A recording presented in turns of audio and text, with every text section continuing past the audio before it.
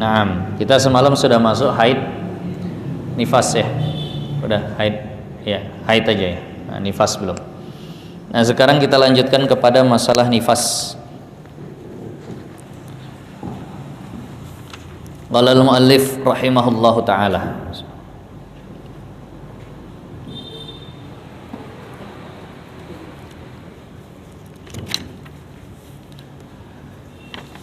Darah yang kedua yang keluar dari diri seorang perempuan itu adalah darah nifas.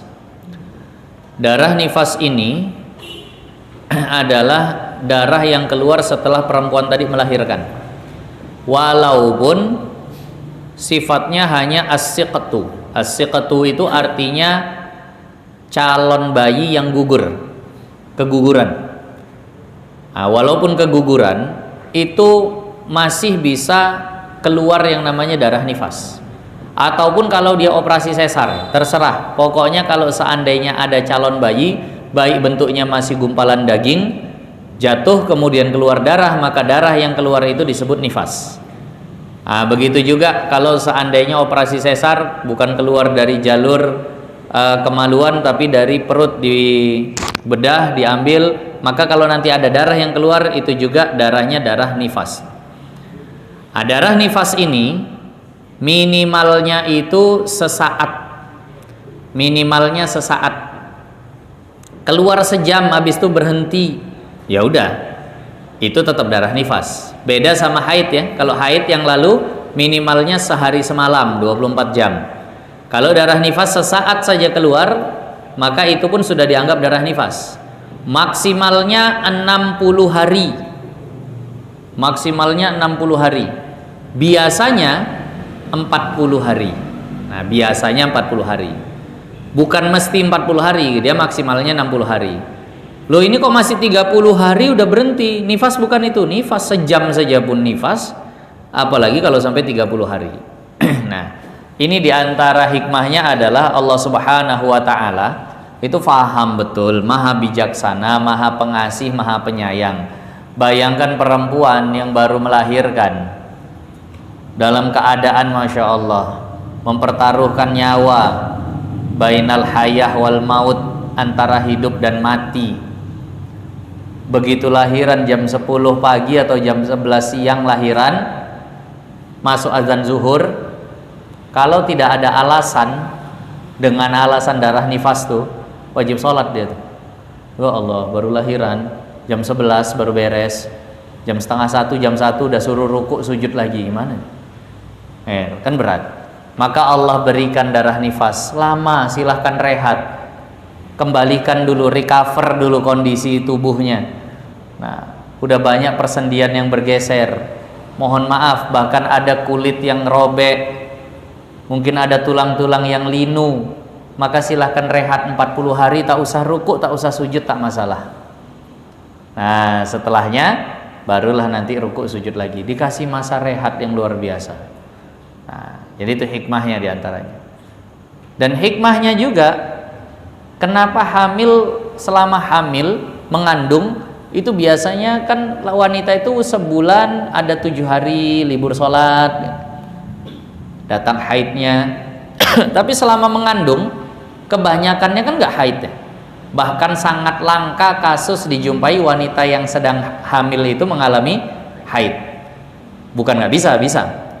Tapi itu pun hikmahnya luar biasa, supaya anak yang dalam kandungan tadi itu bisa dibawa ibadah sesering mungkin tanpa putus. Tiap hari dibacain Quran silahkan, tiap hari dibawa rukuk sujud silahkan. Nah, kalau lagi haid nanti ada seminggu emaknya nggak baca Quran, padahal itu sangat berpengaruh kepada anaknya. Itu sangat berpengaruh kepada anaknya. Kalau lagi hamil, nah ini yang masih gadis-gadis, kalau lagi hamil ataupun yang punya menantu, punya anak perempuan, kalau sedang hamil diingatkan banyakin baca Al-Quran, banyakin datang ke majelis ilmu kalau bisa ya, kalau sanggup. Nah, kalau nggak mabuk lah, banyakin sholawat, banyakin sholat sunnah, maka insya Allah itu akan menular kepada anaknya. Nah, jadi 9 bulan itu bebas kapan aja, nggak dikasih libur. Nah, air. Jadi ini minimal, maksimal dan biasanya nifas. Nah, adapun istihadah, maka selain darah haid dan selain darah nifas, itulah darah istihadah. Nifas paling banyak 60 hari, ternyata habis melahirkan sampai 70 hari belum berhenti darahnya. Belum berhenti darahnya, maka pasti ada darah istihadahnya. Nah, tadi. Jadi istihadah ini yang keluar bukan di waktu haid, yang keluar bukan di waktu nifas. Nah, istihadah itu tidak berkaitan dengan hukum apapun. Artinya tidak ada yang haram dengan sebab istihadah. Tapi kalau haid dan nifas ini berkaitan dengan hukum. Apa-apa yang diharamkan oleh wanita yang sedang haid itu juga diharamkan oleh wanita yang sedang nifas. Darah nifas dengan darah haid itu dihukumi sama. Jadi ingatkan istrinya selama 40 hari itu sama hukumnya seperti wanita yang sedang haid. Kenapa darah nifas disamakan dengan darah haid? Karena dikatakan para ulama, darah nifas itu adalah damu haidin mujtama', darah haid yang terkumpul selama hamil nggak keluar. Maka setelah lahir anak itulah baru keluar tuh, makanya agak lama. Nah, maka hukumnya sama seperti wanita yang sedang haid. Masih ingat, Bu? Berapa perkara yang diharamkan bagi wanita yang sedang haid? Nah, berapa, Bu? Jumlahnya. Apa saja yang diharamkan bagi wanita yang sedang haid? Nah, jumlahnya ini ada 10. Diingat nih, Bu? Kalau lagi haid ada 10. Lihatlah, saya tulis karena nanti ada rinciannya. Jadi ini adalah 10 perkara yang harus diingat. Kalau lagi haid, lagi nifas nggak boleh dilakukan. Dilakukan berdosa. Kalau seandainya dilakukan berdosa. Lagi haid sholat berdosa, bukan dapat pahala. Karena bahasanya yang haram. Jadi kalau dilakukan malah berdosa. Lagi haid tawaf nggak boleh. Makanya kalau mau naik haji, mau umroh, suntik. Entah suntik apa namanya saya nggak tahu. Pokoknya habis disuntik itu nggak haid lah. Nanti udah sampai sana nggak bisa tawaf kan, jadi masalah. Nggak boleh menyentuh mushaf, Al-Quran nggak boleh disentuh kalau lagi haid, lagi nifas. Tapi kalau Al-Qurannya berterjemah, sebagian ulama membolehkan. Tapi amannya juga nggak usah. Tapi kalau bukan terjemahannya, udah campur sama yang lain, misal kayak buku Yasin, itu silahkan disentuh apa-apa. Tapi kalau Al-Quran jangan. Jadi kalau beres-beres ada Al-Quran biarin aja, Bu. Kalau lagi haid. Nah, kemudian membawa mushaf, bukan hanya menyentuh, membawanya nggak boleh. Ada sebagian perempuan ada Al-Quran di meja, dia lagi mau beres-beres, dipegang lagi haid, nggak dipegang kok berantakan. Akhirnya dia ambil kain, dia pegang Al-Qurannya, dia angkat. Menyentuh nggak kena, tapi membawanya kena nggak? Kena, haram juga, nggak boleh. Nah, kemudian membaca Al-Quran, baca Al-Quran pun nggak boleh kalau sedang haid. Maka kalau ikut wirid, pas baca Yasin dengar aja, diam aja. Pas baca Fatihah, Qul huwallahu ahad, Qul a'udzu birabbil falaq, Qul a'udzu birabbin nas, diam aja, dengar aja. Tapi ketika tahlilnya la ilaha illallah, la ilaha illallah, ikut nggak masalah karena bukan Al-Quran, itu zikir. Nah, walaupun nanti ini panjang penjelasannya. Kemudian berdiam di masjid nggak boleh. Mohon maaf, walaupun untuk ta'lim, walaupun untuk ngaji. Ya Allah Ustaz, ngajinya sebulan sekali. Pas sekali itu asik kena pas haid aja. Orang memang tanggal biasa kan nggak geser. Iya. Biasa kan kalau perempuan tanggal di situ-situ aja. Nah, kadang situ saja minggu keempat, ya udah tanggal sekian. Pas pula di situ aja. Kena haid terus dia nggak bisa ngaji. Ya mohon maaf lah. Nah, tetap nggak boleh. Kalau mau silahkan di halamannya. Nah, kalau di halaman boleh, di dalam masjid, di teras masjid masih nggak boleh. Halaman boleh, karena halaman udah bukan hukum masjid.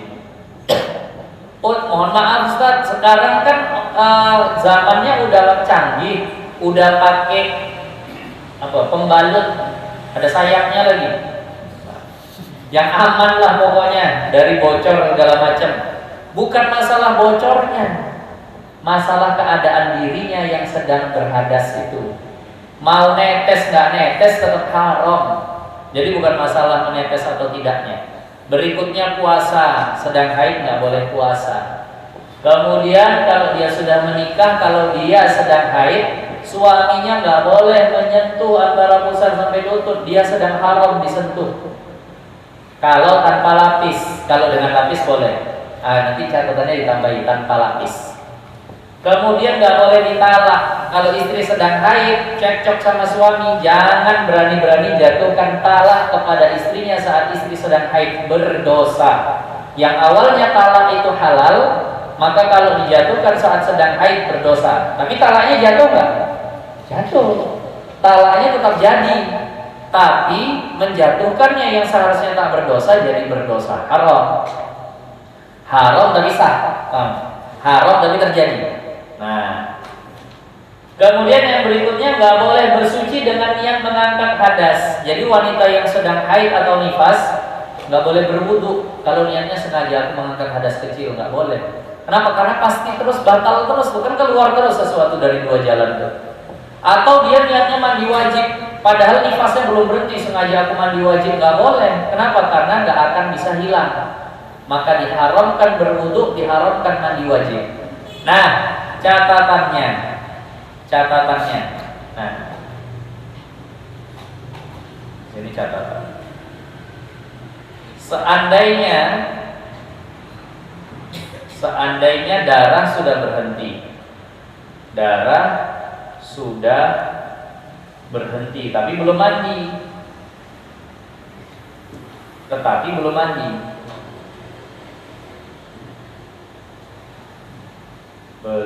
mandi wajib,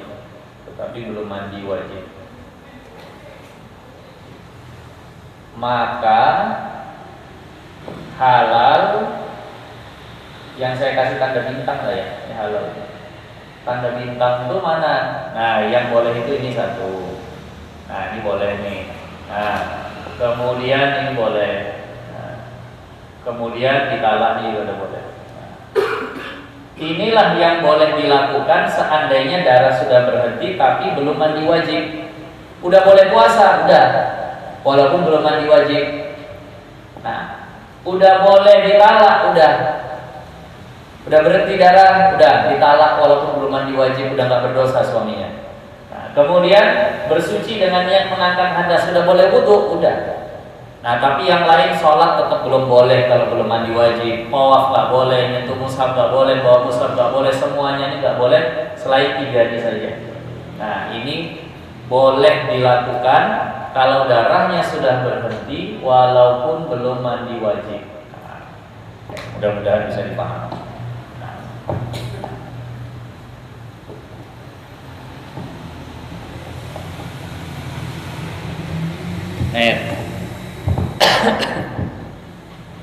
Yang laki-laki diingat juga, karena bakalan punya istri, bakalan punya anak perempuan. Nah, jadi biar bisa ngasih tahu 10 perkara nih yang diharamkan bagi wanita yang sedang haid dan sedang nifas. Memang bagi yang ahli Al-Quran ini diantara yang agak memberatkan, kalau habis melahirkan 40 hari nggak boleh baca Quran. Maka silahkan baca, tapi jangan keluar suara. Karena yang disebut membaca itu kalau keluar suara yang terdengar oleh telinganya sendiri. Tapi kalau seandainya dia cuma qomat kamit saja, nah, dibukanya Al-Quran, dilihatnya mulutnya qomat kamit, tidak keluar suara, maka itu nggak berdosa. Nah, atau untuk mengobati kerinduannya mendengar Al-Quran boleh. Pasang headset, hidupkan murotal Al-Quran. Silahkan. Tapi kalau membaca masih nggak boleh. Kenapa? Untuk mengagungkan Al-Quran. Terlalu kotor badannya untuk membaca Al-Quran yang sangat suci. Nah, jadi maka inilah yang harus diingat. Kalau sedang haid, kalau sedang nifas, jangan sampai terbuat yang 10 ini.